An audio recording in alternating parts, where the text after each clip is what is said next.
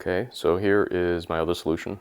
I found this memory kit, and it is a lower profile, a little bit shorter in height than the Vipers. So these are the Crucial Ballistix memory, 16 gigs, DDR4, and these are at 3600. So I think these will probably do very well. The other solution I have, I ended up picking this, and I think this is probably going to be my high capacity solution if I want to go up to 64 gigs. So these are the Crucial Pro, DDR4 Pro, and this runs at 3200 megatransfers or megahertz. What's cool about this memory kit is that I think Crucial kind of ended up deciding that they're no longer going to make this kind of a memory kit anymore. So they kind of cleared what they were doing in the past and decided to kind of make more, I think, reasonable RAM. So they decided to kind of, I guess, more compatible RAM for all sorts of users. They did this for DDR4 as well as DDR5, and kind of have less options, and I guess the less focused on kind of the gaming crowd. So I think I'm going to first probably start with this kit and see if it works, and then if it does, also since these are white, I think it'd probably go better in a white build, and give that a try. This is a quick shot out of the box, and I do really like how these look. It's a shame they don't make these anymore. I had to actually go to eBay and find a set of these. But you can kind of tell that as far as the height, it definitely sits a bit shorter than the Viper kit. So I have a feeling that these will probably fit just fine. And here's a quick look at them actually put into the motherboard. They look pretty decent next to the white power supply. Okay, so I put the cooler on just to check to see how it is. And you can see that it kind of clears all around, and it exposes the SSD, which is great. But it does cover up the RAM. The one thing you can see now, though, is maybe you can see here, you have some clearance, and these sticks are actually 39.17 millimeter in height.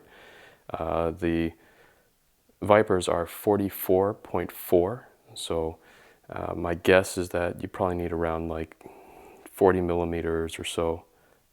You probably can get by probably like 41 or 42 millimeters, but probably 40 would be safe.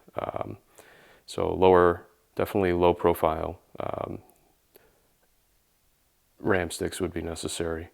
And you can see how it's kind of sitting flush there.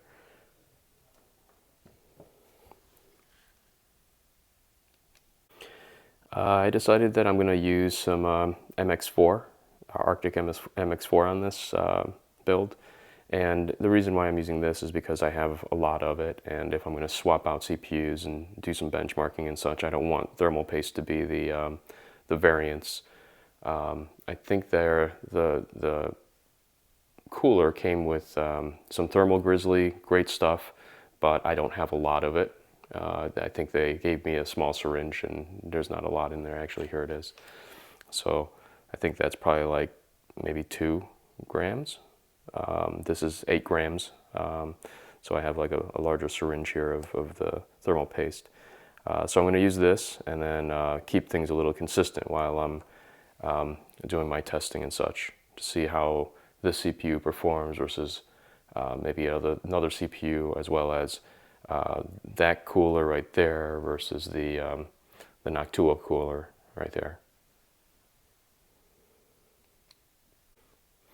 I like to use a little alcohol and clean the CPU, and even though there's this protective film on the cooler, I tend to also want to clean this as well, just to make sure there's no contaminants or any sort of metal bits I hate to have like something on there and then kind of put it against the chip. So I usually clean both surfaces. I ended up applying the thermal paste using the spatula that was provided with the thermal paste. Okay, so I mounted the cooler and then I rewired the power. For this, you have to actually end up using the plate that was already on the motherboard. So I ended up using that, and then the screws that, or these nuts that were provided with the cooler. They provide you with a tool that kind of fits over the nut, and then you can use a screwdriver to tighten things a little bit further. I ended up kind of just going in a cross pattern, just back and forth until all of these tightened finger tight using this tool, and then I ended up tightening them a little bit further with the screwdriver. Okay, so the final step was to take the CPU fan and plug it into the motherboard, and that is right there. It's the first header there. These others are for the AIO if you have one, and the other one is for a chassis fan. Okay, so then I attached the riser cable to the motherboard, refastened the riser cable to the case, 2 screws, 1 screw there, 1 screw there. And then what's nifty is how you end up putting the graphics card in place.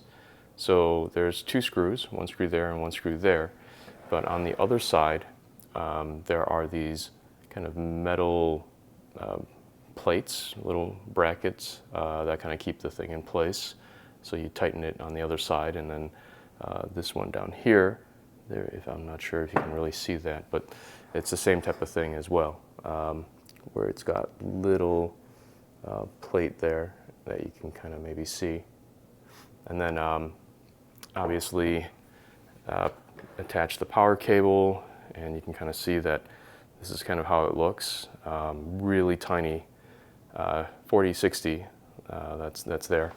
And then use the last Velcro strap, and then tuck the power cable for the GPU behind, or right at the side of the power supply. Yeah, that's pretty exciting to see something like that. The only thing is that I have all of this space right here.